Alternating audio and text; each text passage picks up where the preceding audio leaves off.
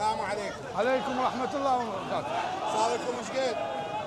احنا من 2016 نوزع اللبن من 2016 لحد الان، من بعد اذان المغرب اثنتين ثلاثة اخر موكب يطب احنا يلا نعزل وراه ونستمر لبني اسد. بني اسد نستمر. ايش كم واحد بالموقف؟ خير من الله الشباب، خير من الله الشباب. زين منين تلمون السموم؟ نجوبنا الخاصة، نجوبنا الخاصة ما عندنا فد شيء يعني. واللي يريد ينطي هم ما عندنا مشكلة، مشاركة هم ما عندنا مشكلة بالموضوع.